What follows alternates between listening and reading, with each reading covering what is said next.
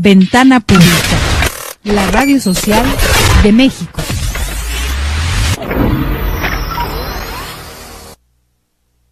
Vamos a encontrarnos y ser... ¿Qué tal? Mi nombre es Marlon Berlanga. Tengo el placer de invitarlos a todos ustedes a que nos escuchen en mi programa Mar Adentro, que se transmite por Ventana Pública todos los miércoles de 7 a 8 de la noche. Un programa que va más allá de los horizontes, más allá de la playa. Vamos Mar Adentro, mejores emociones de todos nuestros invitados.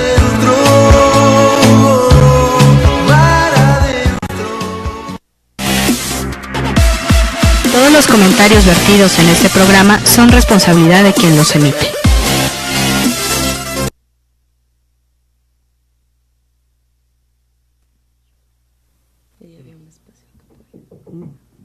Hola, muy buenas tardes. Les damos un saludo a todos nuestros amigos que están pendientes de Mar Adentro el día de hoy. Saludamos a Marlon Berlanga, que por sus actividades no puede estar en este espacio, acompañando el día de hoy a Ricardo Hedge, que nos trae muchas noticias en este segundo año de trabajo de Mar Adentro. Es el segundo programa después del aniversario. Y bueno, qué mejor que recibir a alguien que está radicando en la Ciudad de México con muchas labores, con teatro, con danza, con escritura. Bueno, bienvenido Ricardo, tú nos dirás qué nos depara esta tarde. Buenas tardes, antes que nada pues me gustaría enviar un saludo a todos los radioescuchas y los que ven el programa por internet, los que escuchan este espacio, y bueno, agradecer aquí a Edna Hernández. Edna Hernández, en ausencia de Marlon Berlanga, la invitación a participar en este programa para poder charlar acerca de pues la escritura, no sé, el teatro y bueno, traigo unos escritos, unos relatos que en realidad son relatos crónica o crónicos relatos que pienso leer aquí en este espacio para todo el auditorio. Pues bienvenido, y no sé si gustes contarnos un poco de dónde surge esta crónica, de dónde surge este escrito, este ejercicio de escritura, o si quieres que vayamos directo al grano, tú dime. Si quieres platicamos de la escritura, que en realidad en mi caso es un poco fortuita. Tenemos amigos en Marlon y yo tenemos amigos en común que son escritores, por ejemplo Mario Cruz, que no pudo venir hoy, y Homero Quesada, Francisco Zapata. Es una generación sobre todo de la prepa 9, ellos son, que se conocen desde muy chavos, desde la generación del CEU, los que hicieron la huelga en 1987 y que ahora muchos están participando activamente en el gobierno, en las gestiones, participando en diferentes espacios, ¿no? Estos amigos en común, con ellos yo empecé a trabajar la cuestión de la poesía, ¿no? Escribir poesía. Con Mario Cruz y con Francisco Zapata fueron, pues, ¿qué te cuento? Sesiones bastante intensas de vida y de poesía, y ellos particularmente son, aunque les cuesta trabajo aceptarlo, son, digamos, poetas post-infrarrealistas, ¿no? Porque ellos de alguna manera heredaron esta actitud, esta gestualidad radical para escribir poesía, ¿no? El acto rebelde que es la poesía, llevado hasta sus últimas consecuencias, ¿no? Y bueno, con ellos yo tallereé, conviví, escribí, me emborraché, en fin, ¿no? Y pues a partir de ahí empecé a escribir. Sin embargo, descubrí pronto que no era lo mío la poesía, ¿no? Que en realidad no era buen poeta y que en realidad esa no era mi camino, ¿no? Y entonces, bueno, se quedó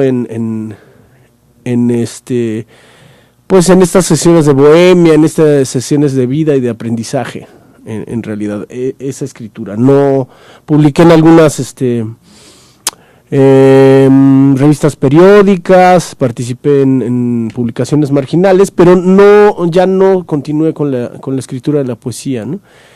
Y hay muchos años después estudié historia, estudié teatro, y bueno, ya hace escasos 3 años me aventé un viaje,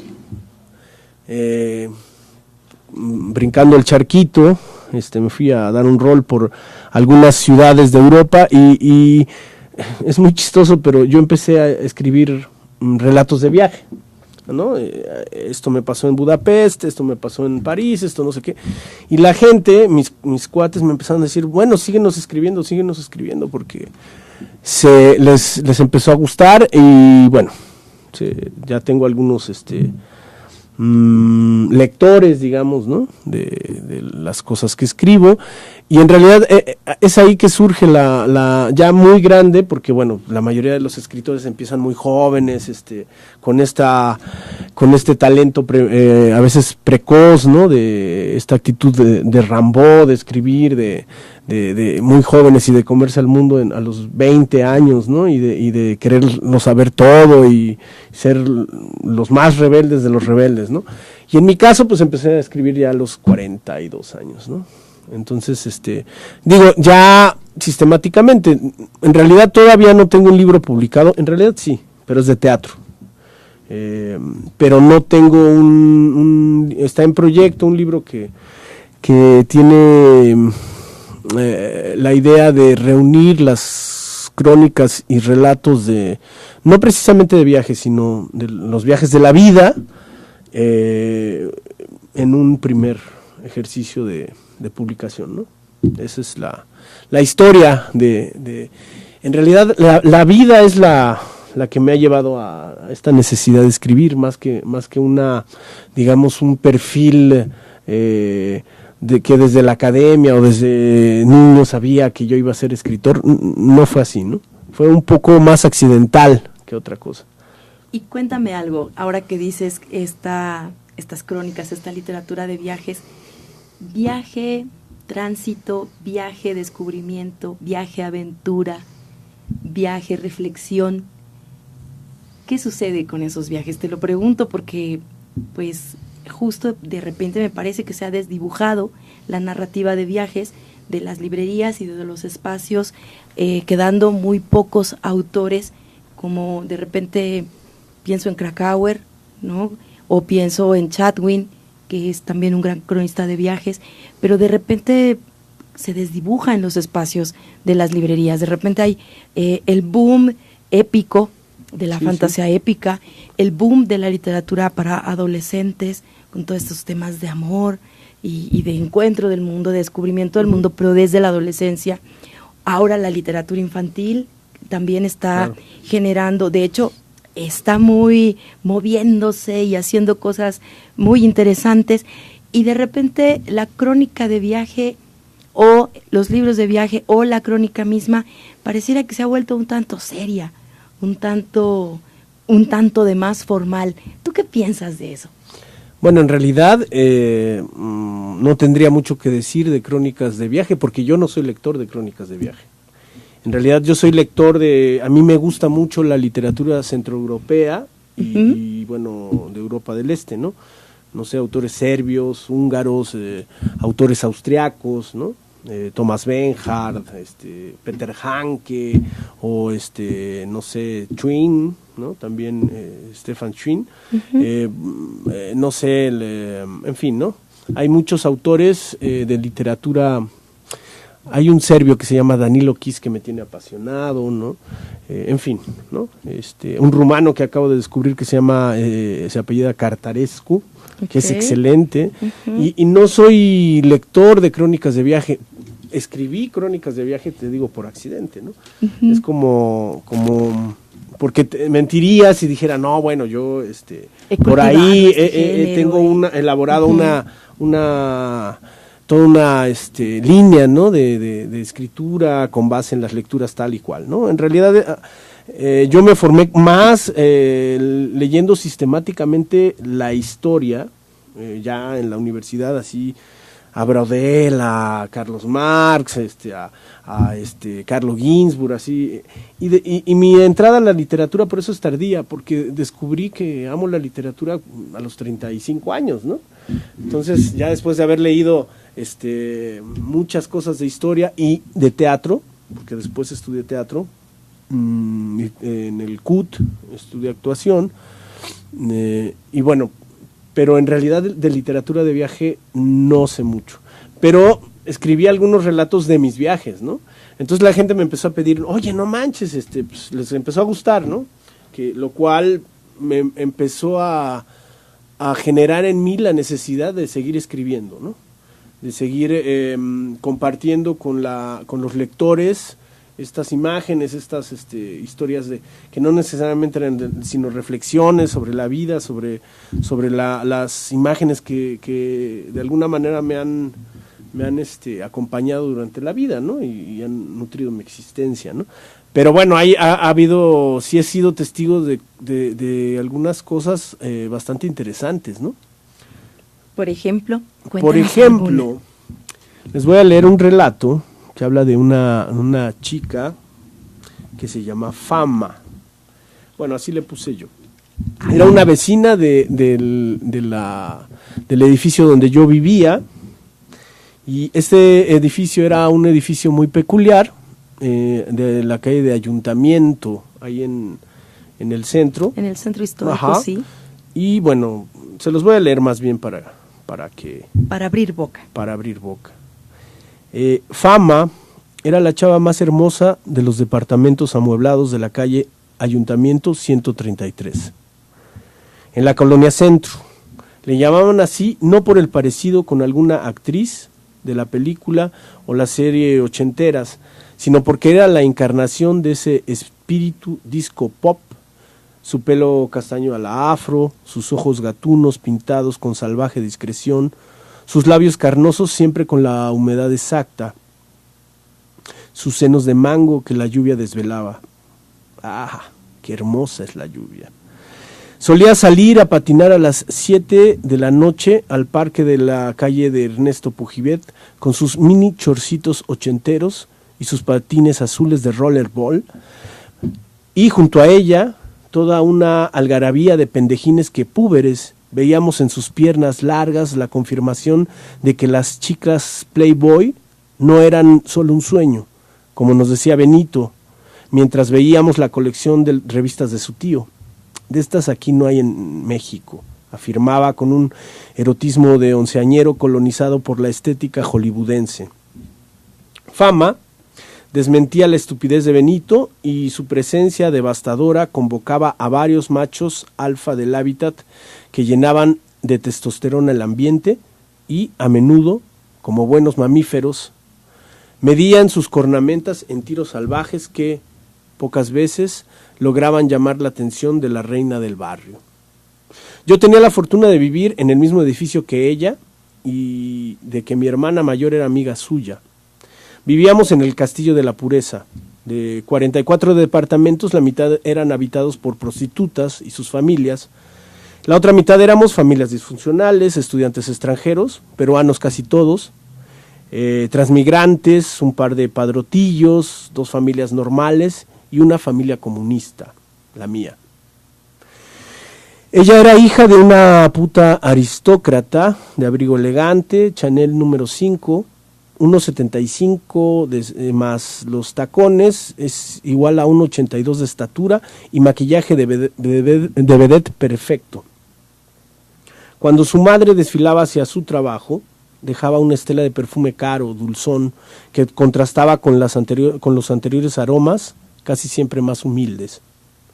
Una vez, mi voyerismo de puberto pudo darse vuelo porque mi hermana me mandó al departamento de Fama a que le regresara unas blusas que le había prestado.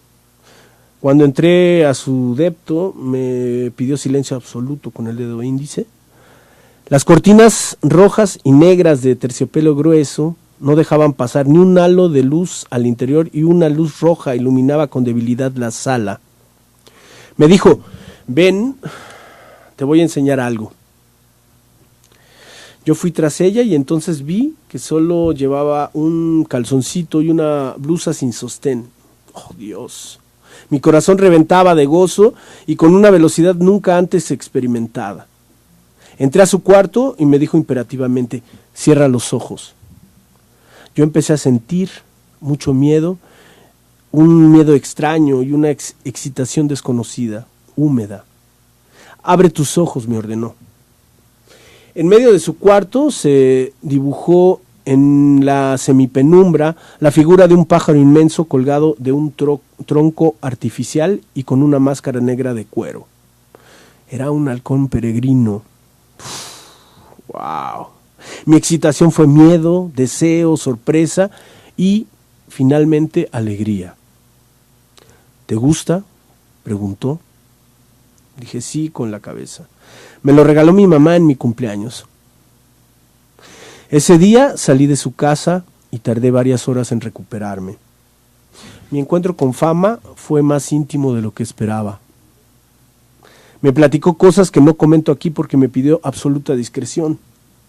Después de ese encuentro con Fama, nunca más quise jugar a las canicas, pues crecí kafkianamente de un día a otro. Ella se fue meses más tarde y mi vida siguió su curso. Años después, nosotros también nos fuimos de ahí por razones de fuerza mayor que no vale la pena contar en este momento. En enero de 1992, yo me dirigía al Tianguis del Chopo a mercar unos libros y a toparme con la banda a ver qué sucedía. Al salir del Metro Revolución casi choco con una silla de ruedas y cuando me disculpé, reconocí el hermoso rostro de Fama empotrado en un cuerpo maltrecho, sin una pierna. Ella me reconoció también y me platicó su desgracia. Un año antes, después de que la dejó un canalla que traficaba coca, ella decidió quitarse la vida.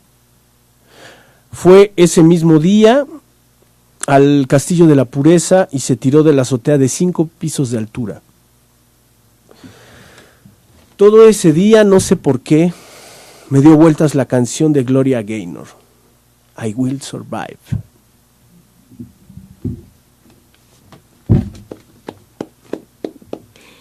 Bravo, bravo. Ya estoy situada en Ayuntamiento, en ese 92, y bueno, en toda esa ciudad a caballo entre un México muy moderno, muy pujante, y toda la comunidad local, ¿no? Ya lo estás diciendo tú, la variedad de gente habitando el rumbo, la migración, la prostitución. Ahora, bueno, también se ha sumado toda la población triqui, ¿no? Que mucho tiempo estuvo en la calle de López. Viven en la calle de López. En la calle de López, ¿no? Y también, pues, ahora este remozamiento del primer cuadro, ¿no?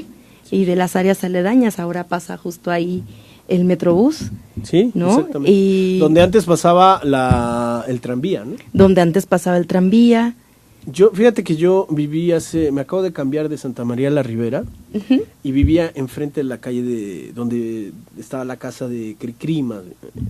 Y entonces un taxista un día me platicó, Cricri salía de aquí, se caminaba a la esquina de Sor Juana, en la esquina con Naranjo, y ahí tomaba el tranvía que lo dejaba en la XW. Entonces ahí estaban las líneas del tren todavía, del tranvía todavía se ven, ¿no? Sí, claro. Y ahora es la línea del Metrobús. La línea del Metrobús y finalmente también un trajín cotidiano entre infinidad de historias, ¿no? Por ahí también muy cerca está la tortería de los luchadores. Ah, la del Superastro, ¿no? La de Superastro, por supuesto. Están los cafés, ¿no? Claro. Los cafetines, las cantinas. Ahí está el primer café, bueno, una de las primeras empresas que hicieron los españoles en el exilio, que es el Café Villarías, ¿no? Cuando llegaron los españoles ahí formaron una comunidad y está el Café Villarías, después está el Café Cordobés, que son excelentes los dos, ¿no? Así es. Y bueno, y que de repente hay uno, aunque viva lejos, por ejemplo en mi caso yo vivo al sur de la ciudad, pero me gusta ir a recorrer, porque además siempre me encuentro o lugares a los que no les había puesto atención y que de repente me asaltan y que han estado ahí mucho tiempo, o lugares nuevos, ¿no? En esta efervescencia de rescatar los espacios urbanos, ¿no? De rescatarlos pues del vandalismo, de la prostitución, de la drogadicción, o de llevar más, ¿no? Ya no sé, ya no me queda claro por dónde. Sí, bueno, rescatarlos, el tema del rescate de los espacios urbanos es interesante, porque es el proceso, algunos le llaman, los sociólogos, gentrificación, ¿no? Que la mayoría de las veces tiene que ver con un asunto del gran capital, ¿no? O sea, el gran capital empieza a invertir para elevar la zona, elevar las rentas y todo esto. Y bueno, esto ya está pasando los aquí costos, en ¿no? esta zona, ¿no? En Sí, Santa María en la Santa Ribera, María. muchos hemos sido ya expulsados por la gentrificación. Así es. Antes era un barrio que nadie quería vivir ahí. Cuando todavía hace 12 años que yo llegué, era bastante peligroso, y ahora ya es un lugar así que se está poniendo de moda, o ya se puso de moda hace muchos años, y bueno. Claro, con muchos comercios de todo tipo, ¿no? Sobre todo muchos comercios, muchos cafés, muchos restaurantes, muchas comidas, o típicas o que hacemos típicas, Claro. ¿no? Sí, hay Para- el ruso de Santa María la Riviera. Por supuesto, el Café París, El Café París. ¿no? El kiosco morisco, que siempre está plagado de un sinfín de actividades, ya sea o colectivas, de carácter colectivo, artístico, o de muchos tipos, ¿no? Pero siempre está ahí con jolgorio. Y los nuevos, Claro. ¿no? Las nuevas comunidades, de repente por ahí están ahora un café, o más que café, un restaurante de unos amigos zapotecos, Ah, ¿no? Que están por ahí muy activos, cuando justamente ahora en el temblor ellos estuvieron muy activos como un centro de acopio para enviar alimentos y provisiones para Juchitán y para la zona del Istmo. Y como ellos, habrá otros más. Por ahí ya me encontré una pozolería guerrerense y tantas cosas ¿En dónde? más, ¿En ¿no? qué calle? Perdón, pero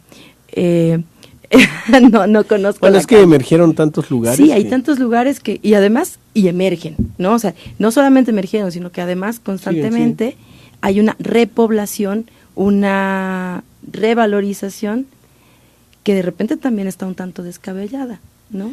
Sí, el asunto de recuperar los espacios es un asunto interesante. Cómo poder que no solamente se convierta en un lugar para la gente pudiente, ¿no? Sino también para toda la sociedad, Así es. donde toda la gente pueda disfrutar, las diferentes clases sociales puedan estar conviviendo en los espacios comunes, en los parques, en fin, ¿no? Pero bueno, el problema es cuando se convierte en un rollo elitista, ¿no? Así es, sobre todo porque hay familias, efectivamente, de todos los estratos que han estado por años ahí y que te pueden contar, como tú lo estás haciendo ahora, una fotografía, una radiografía de esta ciudad, ¿no? De sus ayeres y también de tus ayeres, ¿no? Sí, sí. Bueno, así más o menos este tipo de crónicas escribo en el Facebook y bueno, he encontrado una comunidad de lectores que, bueno, ya me está animando a publicar un libro. Es probable que la idea de hacer un libro de crónicas y relatos ya está muy firme. Pienso hacer unas viñetas que va a hacer mi hijo, que tiene 14 años y dibuja muy bien. Y bueno, juntos vamos a hacer ese libro, ¿no? A ver qué tal. Parece ser que ya hay una persona interesada en editarlo y bueno, pues vamos a ver qué pasa, ¿no? ¿Cómo va fluyendo ese proyecto? ¿No? Van a ir recorriendo esa ruta de la creación. Oye, y cuéntame algo. Es que de repente yo encuentro en ti un personaje con muchas rutas, ¿no? Ya hablaste tú de la historia, ya hablaste tú del teatro, ahora nos estás hablando de estas crónicas, de tu hijo que también está conviviendo contigo en la creación, pero hay otro tema que yo me sé y que también me interesa, y es el de la capoeira. Ah, ya. ¿No? Sí. Cuéntanoslo todo. ¿Cómo es que tú te acercas a la capoeira?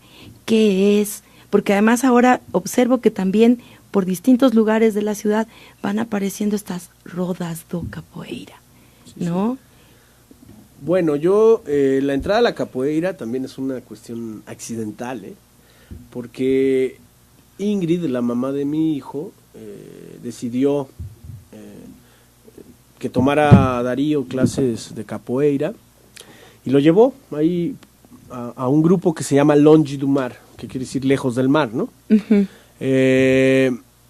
Y bueno, ahí empezó Darío a tomar las clases para niños que daba Rosalinda, que es una de las maestras excelente, viene de la danza y es capoeirista. Y luego ya pues, yo iba a recogerlo, ¿no? Lo dejaba Ingrid o yo lo recogía o bien yo lo llevaba y me quedaba ahí. Y bueno, yo ya pues tenía una panza prominente, ¿no? Había dejado de hacer ejercicio porque en el CUT, tú sabes, ¿no? Nos daban esgrima, acrobacia, en fin, una serie de técnicas, danza, combate escénico, ¿no? Y bueno, ya de repente me empezaron a dar ganas de entrar a las clases y ya platicando con el maestro, dice, pues vente, no, pero ya tengo 40, pues, casi 38 años, le digo, no manches. No, tú vente, ya empecé a trabajar y resulta que pues me empezó a apasionar, ¿no? El asunto de las... Y bueno, Longe do Mar es un grupo muy peculiar, es uno de los primeros grupos que empezó a hacer capoeira en México, si no es que el primero, son los pioneros cuando empezaron ahí en el Centro Cultural Universitario, se hacían las primeras clases en los 90s, principios de los 90s, y poco a poco fueron formando un grupo de capoeiristas mexicano, ¿no? Porque la mayoría de los grupos de capoeira que hay son como filiales de grupos brasileños, ¿no? Es como el taekwondo, ¿no? En fin, ¿no? Tal organización de capoeira avala que tú haces capoeira, ¿no? Haciendo tu práctica. Ajá. En este caso también hay una filial que avala a Longe do Mar, que se llama Cordón do Ouro, que es una organización a nivel mundial bastante grande y en fin, ¿no? Pero Cigano, el mestre Cigano, tanto Rosalinda como el mestre Cigano ya son mestres, ¿no? Creo que son los dos primeros mestres de mexicanos, o sea, no hay otros. ¿Por qué? Porque tienes que cumplir un determinado proceso para llegar a ser mestre que lleva más o menos 20, 25 años, ¿no? Okay. No cualquiera puede dar tener ese grado, aunque seas un virtuoso de la capoeira y seas el mejor en la roda, para ser mestre necesitas muchas más cosas, ¿no? Que es el tiempo, el temple, lo que le has dado a la capoeira, en fin, ¿no? Una serie de cosas que solamente el tiempo te lo da, ¿no? Entonces, con esta organización que Cigano, mestre Cigano y Rosalinda encabezan, junto con otros, ¿no? Que son mestres, contramestres, monitores, instructores, porque hay grados, ¿no? En la capoeira, pues ahí estamos trabajando. Nosotros estamos en Nodara, en la Roma, pero hay muchas sucursales, hay una por aquí, por el metro, por la Tabacalera también, Yubá, y hay otros en el sur, en Tláhuac, que tienen que ver en Querétaro, en fin, ¿no? En varios lados. Y estamos haciendo capoeira desde hace, pues, muchos años, ¿no? Ya con ellos. Solo que yo no voy a las rodas porque pues, tengo que trabajar, ¿no? Yo voy a las clases y las rodas son el fin de semana y yo pues, también soy librero, tengo que trabajar los fines de semana, en fin, ¿no? A mí me encantaría estar en las rodas todo el tiempo, pero no, la vida no da para tanto, ¿no? Pero sí da para ser librero. Sí. Y ese es un tema que también no quiero dejar pasar, porque de repente pareciera que hay, que está pululando, o que el modelo ideal es el de entre y sírvase usted mismo. Pero yo también vengo de ser librera, también he sido librera muchos años, 20. Órale. Y a mí me parece que es una omisión importante que México no tenga un centro de formación de libreros como tal, ya, ¿no? Como lo hay en Frankfurt y en otros lados, ¿no? Como lo podría haber en España, por ejemplo. En España hay una, ¿no? a una librería, no me acuerdo cómo se llama, pero es una filial de catalanes, donde cada área tiene un profesionista. Por ejemplo, si tú vas al área de historia, hay un historiador que se hace cargo de esa área. Si tú vas a historia del arte, pues hay un historiador del arte. Si vas a filosofía, hay un filósofo que te atiende, ¿no? Pero bueno, aquí la mayoría de los chicos que trabajan en las librerías o no leen o no saben de los temas que les platica. Son pocos los que se clavan en el mundo del libro, ¿no? Claro. O también pasa algo, ponerte a servicio del otro, ¿no? Compartir. Finalmente, los espacios de las librerías llegan a ser espacios muy personales para los que trabajamos en ellos. Entonces, sabes perfectamente dónde está esto o dónde está aquello, y sin embargo, a veces hay como una dificultad, ¿no? Como una distancia en la comunicación. Bromas de libreros, recuerdo algunas, como cuando llega alguna persona y te cambia un nombre, ¿no? Por ejemplo, que llega y te dice con muchísima certeza: quiero el libro de Juan Páramo de Pedro Rulfo. Y entonces... no, bueno, es típico eso, ¿no? O la otra de, ya chistes de libreros también: quiero un libro grande rojo que vi en esa mesa de enfrente hace 3 meses. Sí. Y uno dice, ¿qué tan rojo? ¿Era rojo claro o rojo carmín? O rojo... ¿Qué tan rojo era, no? Sí. Porque además, curiosamente, uno lo encuentra. Sí, sí. Esa es otra de las particularidades, ¿no? Que uno dice, sí, claro, ¿qué tan grande, no? ¿Qué tan grueso era ¿Qué tan rojo? Bueno, perfecto, era ¿no? Y lo sacas. En ese momento dices, mire, aquí está, era ¿no? ¿Cómo ha sido tu experiencia como librero? ¿Qué te gusta de ser librero? Bueno, yo nací en un mundo donde siempre hubo libros, ¿no? En mi casa siempre hubo libros. Una literatura muy dura, pero bastante importante. O sea, jugó un papel bastante importante en mi formación, aunque era muy cuadrada en cierto aspecto, ¿no? Mis padres eran del Partido Comunista, entonces había mucho marxismo, ¿no? Mucho Carlos Marx, Lenin, las obras de no sé, había de Antonio Gramsci, había de autores marxistas muchos, ¿no? Había una parte de literatura mexicana clásica, ya sabes, Juan Rulfo, Luis Espota, que a mí nunca me gustó, la verdad. Es un autor muy prolífico, pero nunca me gustó, en fin, ¿no? Había autores de José Agustín, en fin. Y había una parte de literatura clásica, ¿no? Entonces yo me crié, no sé, Dostoyevsky, Ibsen, tenía la colección de los Aguilar, por ejemplo, ¿no? Mi abuela me compraba todas las de Julio Verne, primero en versiones ilustradas y luego ya me compraba libros, lo cual agradezco mucho, y bueno, siempre estuve entre libros, ¿no? Recuerdo que el primer libro que así que me apasionó fue el cuento de Oscar Wilde, bueno, la noveleta de Oscar Wilde, la del fantasma de Canterville. Ese fue así que donde yo dije, wow, ¿no? Yo amo leer, ¿no? Y de ahí para el real, ¿no? O sea, siempre he estado entre libros y actualmente vendo libros ahí en el Callejón Condesa, ¿no? Entre Palacio de Minería y Correos, y ahí tengo un pequeño espacio donde yo vendo libros y bueno, me especializo en humanidades, ¿no? Historia, filosofía, sociología, psicología, arte, ¿no? Poesía, novela, ¿no? Teatro, ¿no? Nada técnico porque no le sé, ¿no? Pero sí, entonces la verdad es que ser librero es una experiencia interesante desde el punto de vista humano, porque conoces a las personas desde sus intereses, desde sus virtudes y fragilidades. Es una manera de conocer a los seres humanos muy interesante, ¿no? Los conoces a través de sus autores, vaya, ¿no?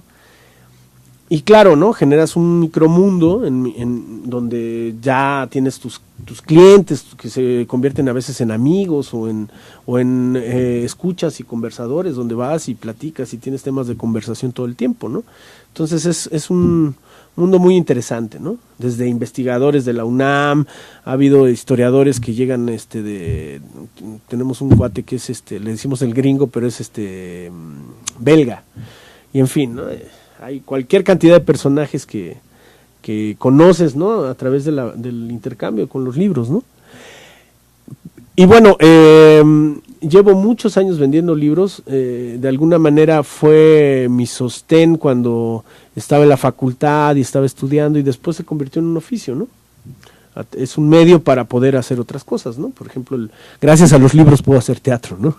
Porque el teatro a veces es demasiado duro, ¿no? En cuanto al dinero, ¿no? Es difícil vivir en el teatro. Pero bueno, tengo un texto justamente que habla de los libros. Claro que de la sí, experiencia vamos con a los libros, disfrutarlo. ¿no? Este escrito es algo que bueno, es la crónica de un hecho bastante peculiar, fantástico casi, ¿no? Si uno lo platicas a la gente y la gente no lo cree, pero realmente sucedió, ¿no? Bueno, dice así, ¿no? Un día el japonés, mejor conocido en el barrio de Casas Alemán como el Oyuki, llegó de Tepito al Callejón Condesa con un lote de libros, entre los que destacaba uno por su escaso valor comercial: La cuestión agraria en Rusia, de Vladimir Ilich Lenin, de la editorial Progreso.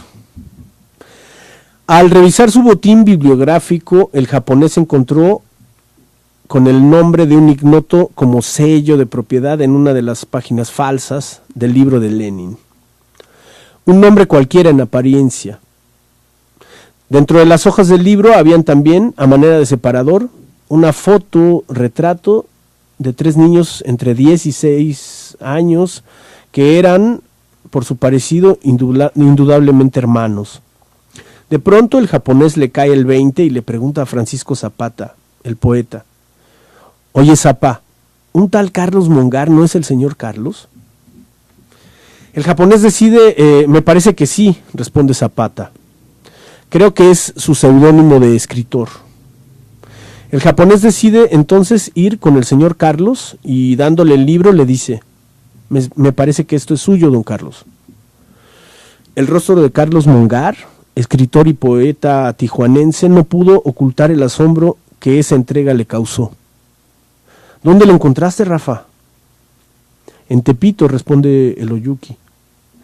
Pero el japonés escondió un as en la manga y, tras darle una pausa dramática a la escena y antes de que Mongar se recuperara, le dio la fotografía.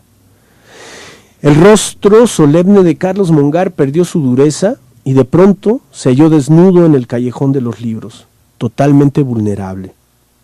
Sus ojos eran un espejo donde la imagen de un niño se reflejaba con inocencia. Uno de los niños congelados en la fotografía, el de en medio. La imagen se borró rápidamente con la humedad que, sin llegar a ser gota, disolvió la silueta cuando los párpados absorbieron con su pestañeo lo que pudo haber sido una erupción de lágrimas. «Somos mis hermanos y yo de morrillos», dijo. «Estamos afuera de la casa de mi mamá. Ese libro de Lenin yo lo compré hace más de 30 años en Hermosillo, cuando era militante trotskista. Se supone que debería estar en Tijuana, en casa de mi madre, en la biblioteca». Mongar aceptó con humildad su foto y su libro y nos quedamos en silencio largo rato. Después, todos en el callejón especulamos acerca del periplo que tuvo que dar ese pedazo de papel y tinta antes de llegar de nuevo a su dueño. Luego de varias horas, llegamos a la conclusión de que, independientemente de los lectores, los libros tienen una vida y voluntad propias, y de que un libro es la prueba de que los hombres son capaces de hacer que la magia funcione. Claro, y hablando de la vida propia, efectivamente, de repente es sorprendente que extravías un libro en una biblioteca en determinado lugar, en determinada geografía, y años más tarde llega a tu mano, a un local en donde te detuviste, o está en el bolso de un amigo tuyo que hizo ese viaje y que se lo encontró por casualidad y que pensó que quizá te podía gustar, ¿no? Sí, lo curioso, cuando ya platicamos con el Mongar, que es un escritor tijuanense, existe y él también es librero de ahí del Callejón. Es un escritor bastante bueno además, un poeta bastante bueno. Cuando platicamos con él nos dijo, es que no lo puedo creer. O sea, no puedo creer que este libro que estaba en el librero de la casa de mi mamá y no tenía por qué haber salido, llega a Tepito, lo agarra el Rafa y Rafa me lo da a mí, ¿no? Además reconociéndome que por mi seudónimo de escritor. Entonces es así como una circunstancia bastante peculiar, ¿no? Bastante extraña, ¿no? Claro. Es como en este libro de este cuentito para niños, ¿no? De Juan Villoro, el libro salvaje, El libro ¿no? salvaje. Cómo los libros tienen vida propia, ¿no? Así es, y lo creo, ¿no? Finalmente por eso estamos de repente, los que somos libreros, fascinados en inmersos, y de repente no nos podemos salir. Emprendemos otras rutas alrededor de esa vida librera o libresca, ¿no? Y hacemos todo por una edición, por una cubierta, por un impresor, ¿no? Para tocar, para leer, para tenerlo, ¿no? Sí, sí. Estamos por años cazando de repente uno que nos falta en la colección y que ya nos contaron que existe y que ya alguien lo vio, pero nosotros no lo hemos tenido aún en las manos, ¿no? Un poco de ese mundo nos has traído hoy y me llama mucho la atención. De repente hay un discurso contemporáneo en el cual pareciera que una persona se tiene que dedicar a una sola cosa y hacerla extraordinariamente bien. Y entonces te encuentras maravillosamente también con gente que se especializa en el centro de la planta que está en Brasil, tal lugar, y se vuelve un experto de ese centro, ¿no? Y de repente me encuentro contigo, que eres diverso, tienes actividades que se llaman una a la otra, pero que también son diferentes, que cada una tiene su carácter, su disciplina, su resultado, ¿no? Hemos hablado de teatro, hemos hablado de escritura, hemos hablado de danza, de libros.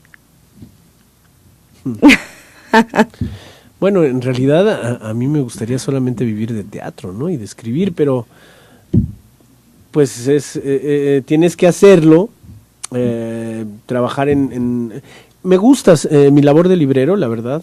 Ayer justo me pasó algo muy peculiar. Llega un cliente y me dice, oye, ¿sabes qué onda?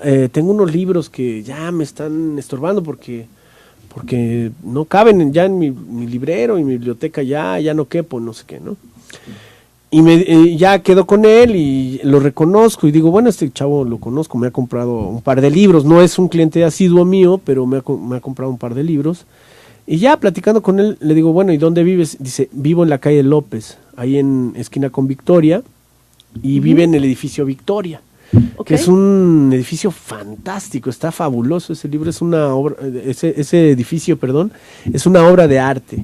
Así es, sí. Es un edificio muy bonito, Art Deco, y bueno, total que ya nos citamos ahí para ver los libros, y paso, y efectivamente ya renovado, yo ya había estado en ese edificio, pero estaba como muy abandonado, ¿no? Y ahora ya remodelaron, ya está muy chulo, lo pusieron muy bonito, y entré y estaba increíble, ¿no? Su departamentito,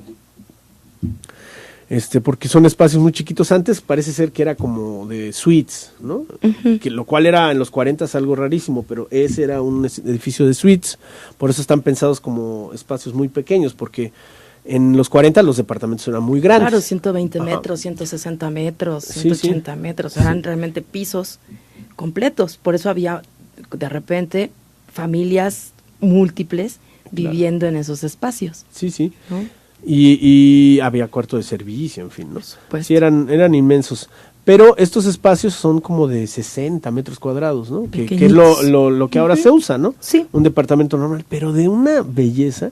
Y bueno, ya empezamos a ver los libros y resulta que él es ilustrador del Fondo de Cultura Económica, ¿no? Entonces ya empezamos a platicar y ya sabes, ¿no?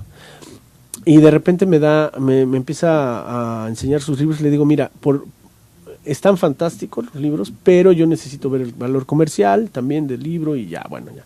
Llegamos a un acuerdo, hicimos una charla larguísima y resulta que teníamos amigos en común, en fin, ¿no? Y resulta que además yo me cambié a la calle López, más en la zona más popular hacia el mercado, que es un verdadero desastre, ¿no? Esas calles, porque hay mucha gente, hay muchos comercios en la calle y todo. Mucho movimiento, pero también mucha basura, por ejemplo, sí. ¿no? La gente es muy sucia, muchas aguas de residuo del trabajo botadas ahí en la calle. Sí. Es ahí muy cerca del mercado. Entonces tú ves dos historias en la misma calle, ¿no? Por un lado ves López, que es la imagen del confort y de la belleza, del primer cuadro. Y después caminas 3 cuadras, pasas a Ayuntamiento y es otra historia, ¿no? En la misma calle, ¿no? Ya es como más oscuro, más dark, ¿no? Ya hay otra crónica ahí, ¿te das cuenta? Sí. Ahí viene asomándose. Y bueno, así es el trabajo del librero, ¿no? Y ya, bueno, le compré unos libros muy, muy bonitos, venían algunos por ejemplo, un catálogo del Museo del Estanquillo, uno de Thomas de Quincy sobre Confesiones de un opiómano, ¿no? En fin. Y ahí, así es el trabajo un poco del libro, de sorpresas, de encuentros, de ir conociendo gente, ¿no? Claro, entonces también en esta labor que tienes como librero, también puedes ayudar, puedes dar asistencia para alguien que quiere remodelar su biblioteca, para alguien que quiere sanearla, para alguien que quiere clasificar. Fíjate que ese es un tema mucho más especializado, ¿no? Lo sé. No tanto. Digo, sí, por ejemplo, nosotros podemos recomendar un encuadernador o podemos decirle a la gente, mira, si tus libros tienen plaga, pues entonces ve a tal lugar, en fin, ¿no? Pero el tema de la clasificación, por ejemplo, sí es un tema más especializado de bibliotecólogos, ¿no? Uh-huh. Y no es tan difícil, ¿no? Organizar una biblioteca personal no es tan difícil porque la organizas por tema y por autor, o bueno, hay quien los organiza de otra manera, ¿no? Por colecciones. Uh-huh. Hay distintos criterios. Ajá. Uh-huh. Pero sí, bueno, puedes trabajar dar consejos en ese sentido, ¿no? Si un libro, en fin, ¿no? El mundo del libro tiene tantas aristas. Así que es. Bueno, en fin, sí, ¿no? Yo voy a aprovechar para mandarle un saludo a Martín Herrera, que poco a poco se irá y se hace asiduo al programa, y él justamente se encarga de restauración de papel y de restauración de libros, ¿no? Entonces, pues se ha especializado a lo largo del tiempo, también es músico, ¿no? Igual es un personaje con un hombre con varios personajes, con varios oficios también. Un día lo vamos a invitar para acá a que nos cuente todo su bagaje que tiene acerca de los papeles, de su calidad, de el olor. Ya ves que muchos acostumbramos a abrir los libros y a olerlos. Que ese es un error grave, sobre todo cuando abres un libro viejo. Claro. ¿Por qué? Porque tiene bacterias, tiene hongos, puede tener cualquier cantidad de cosas. Cuando tú abres un libro de 100 años o 200 de antigüedad y lo haces así, te puedes llevar a una enfermedad. Por supuesto, a los pulmones. A la nariz. Así es. En fin. Pero bueno, yo siempre les digo, no hagan eso, no como costumbre. Quizás un libro nuevo, bueno, dices, órale, ¿no? Claro. Que es reciente, pero un libro ya viejo no es lo más recomendable. Claro, sí, muchas veces hasta el tocarlo, ¿no? De repente, curiosamente que para los amantes de los libros, generalmente los libros están en un excelente lugar. Procuramos tenerlos ventilados, sacudidos, además porque están en uso. Generalmente tendemos a usarlos, por eso compramos libros, porque los vamos a usar. Pero también hay gente que no, y que de repente quedan en lugares muy recónditos, muy ocultos, con polvo, con bichos, muchas veces está la convivencia con los gatos, con los perros, que no, digo, cada quien decide lo que va a hacer, ¿no? Fíjate que me acabo de ir al fondo Carlos Monsiváis de la Biblioteca México, y es un fondo impresionante, ¿no? Por el número de volúmenes, como biblioteca personal, además, es impresionante, pero además las temáticas, súper interesante, pero cosas que uno de repente dice, a ver esto de cultura popular, cualquier cosa, todos los autores más importantes están ahí, ¿no? O sea, está en la Biblioteca México, ¿no? Hay varios fondos, ¿no? El de García Terrés, el de varios, y está el de Monsiváis, ¿no? Y lo que nos decía la chica es que rescataron de la casa de Monsiváis, que era una casa pequeña, ¿no? Sí, en Portales. En Portales, todos esos libros, le digo, ¿cómo cabían todos esos libros? Pues los tenía todos así. Entonces, Monsiváis vivía entre libros y entre gatos. Entonces, parece ser que eso fue lo que lo mató al hombre, ¿no? Por las enfermedades que también producen los gatos, porque tenían muchos gatos. Y nos hablaba del deterioro que tenía todo el material hemerográfico, las revistas y periódicos que tenía, que eran algunos muy importantes, se echaron a perder por el tema de la falta de mantenimiento, ¿no? Así es. Una persona especializada que estuviera dándole el mantenimiento a ese lugar, pues no lo tenía, ¿no? Era así como él vivía y sus gatos y bueno, ya, en fin. Claro. Y se la pasaba escribiendo el hombre, ¿no? Y también es complicado porque de repente, efectivamente, darle mantenimiento a una biblioteca, además de usarla, la verdad es que sí. Es muy costoso. Es costoso y si no, uno tiene que tener una disciplina de estar dándole un tiempo. Pero imagínate a alguien que se la pasa escribiendo y leyendo. Claro, no, requiere. ¿Quién lo va? Él no va a perder el tiempo en esas cosas, por ¿no? supuesto. O sea, sí. Y por más que parece ser que a una persona encargada de darle pues limpieza, todo, es que eran demasiadas cosas y demasiados gatos, ¿no? Entonces, entre libros y gatos vivía. Pues entre libros, sin gatos, pero entre libros, teatro, danza, crónica, Ricardo Hetch habita esta ciudad, visítelo en el teatro, visítelo en los libros y ¿Puedo hacer un anuncio? Claro que sí, adelante. Parece ser que en septiembre vamos a tener, todavía no se confirman las fechas exactas, pero vamos a tener funciones de la obra Insomnes, que es nuestra obra, a propósito de la memoria de los 50 años, en esos eventos vamos a participar, porque nuestra obra tiene que ver de alguna manera con el 68, porque habla de la guerra sucia, porque habla de cuestiones pues que siguen al post-68. Entonces a Luis Gómez le pareció interesante invitarnos a participar en los eventos de la memoria de 68, y vamos a estar en el anexo de la Facultad de Filosofía y Letras. Okay. Y parece ser que también en Tlatelolco, pero eso sí no se ha definido bien todavía, pero bueno, eso será para septiembre,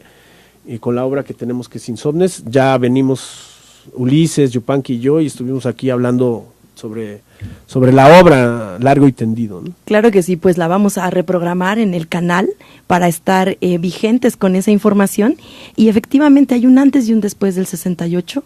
Muchos somos hijos del 68, a lo mejor no estrictamente o no ceñidos a la fecha, pero sí es más, decía por ahí Gabino Palomares, nuestra forma de amar se transformó con el 68.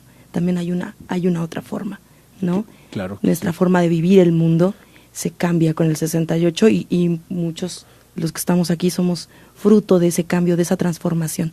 Claro que sí. ¿No? Además, 68 fue no solamente pasó la tragedia y el movimiento estudiantil en México, ¿no? Sino fue un movimiento que sucedió en muchas ciudades, ¿no? Hay quien habla de movimiento mundial, ¿no? En Estados Unidos, en Francia, en Checoslovaquia, en China, en Alemania, parece ser que en España también hubo en muchos lugares diferentes expresiones en ese mismo año, o antes y después, ¿no? 67, 69, ¿no? Estos aires de renovación, estos aires de leer el mundo y de habitar el mundo de una forma diferente.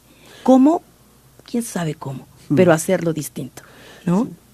Bueno, y a eso nos vamos. Gracias a todos los que nos escucharon y nos vieron hoy. Saludos a Marlon Berlanga, Ricardo Hetch, Edna Hernández. Muchas gracias por estar con nosotros.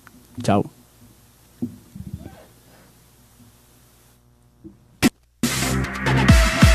Todos los comentarios vertidos en este programa son responsabilidad de quien los emite.